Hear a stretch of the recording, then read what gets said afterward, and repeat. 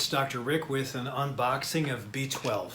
Now this is methylated B12, and I'll tell you, with regards to the use of regular B12, which is cyanocobalamin, and methylated B12, in some patients it might be necessary to do methylated because of something called an mthfr deficiency. I'll put a link down below to a video I did on mthfr, and I'd say 1/3 of the population usually is going to have the deficiency, but that doesn't mean all of that 1/3 will manifest it. Sometimes it's only when other diseases start to pop up, or when other medical problems like andropause, menopause, diabetes, obesity come up. So this is just a nicer way to get the B12 in you. B12 is necessary, has a cofactor for a lot of enzyme processes and protein building. So it is important, and if you're lacking, or if you've had a stomach resection, it is important to really get it because you might be having some deficiencies. If you're a vegetarian, definitely need it. If you're a vegan, for sure. So this one happens to be chewable. I don't have any allegiance to any vitamin stores or companies, but I think it's important to be neutral, so that's why I say all brands are okay. Now, if you have something like fish oil, you can argue the fact that maybe we have to worry about mercury, but with regards to B12, you really don't have to worry too much. This is just 1,000 micrograms. I will sometimes take 5,000. Now, that is how, well, it's too bright. This is really chalky. It's rubbing off on my fingers, so it's a little bit bright. Ah, there you go. So it's got a little score underneath of it, and I just can't get this in focus. There, see that score, that line? And it's chalky. The bottle doesn't smell good. I've smelled this before. There's something with that plastic that they make these.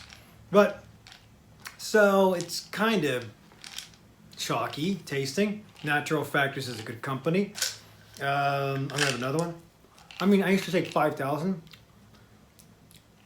I think the reason why it's so flaky in here is they really pulverize fast. So I just took 2,000 and one little tiny chew, and it kind of broke into, or disintegrated into powder, which is fine. I should get absorbed quickly, but for kids, I think that it might be nice. I don't know that it has a cherry flavor. Oh, it says quick dissolve, so that's probably why it breaks up fast. But at the same time, it's I wouldn't be wanting to wear a black suit and take this. And I don't really taste anything, so might be a deal breaker with some kids because of the texture. But pretty decent. I mean, so B12 also comes in shot form, which again, I said in the office, the shot form is called cyanocobalamin, and I don't think you have to worry about cyanide toxicity with that, or if you're lucky enough and getting your insurance to pay for it, you can in some places or pharmacies get methylcobalamin in injection form and do it yourself, or in the office we can only get cyanocobalamin that's ordered. So I really don't think you have to worry about cyanide toxicity.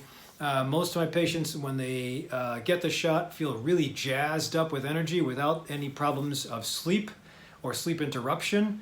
The question again would be whether the B12 is being utilized properly, and if you are mthfr deficient, that shot might get you an energy boost, but the question is whether it will really be acting along the mthfr pathway. So I'm assuming just because people feel so riled up when they get it, the majority of my patients, it's probably working. So your choice. If you get the shot, you're going to have an energy boost. If you get the pill, you're probably not going to have an energy boost. Both pathways, shot or pill, should get your levels up. So not bad tasting. I think that I'd rather take it by swallow pill tablet form. There are some B12 preparations that you just put under the tongue or dissolve, and I really think that's going to increase the price when it doesn't necessarily have to be that way. Just take the B12, swallow it in tablet form, and hopefully it gets in. Now, like any other vitamin I suggest for unboxing, you do the supplement, you watch out for adulterants in it, and then you test your levels again about 3 to 4 months afterward, and that's how you'll find out whether it's getting in or not. So hopefully you like the B12 video. If you can just comment down below on what B12 you have had success with, shot or pill, that'd be great. Otherwise, I'll see you at the next unboxing, but don't forget to subscribe to me on my YouTube channel for when I do next sets of videos.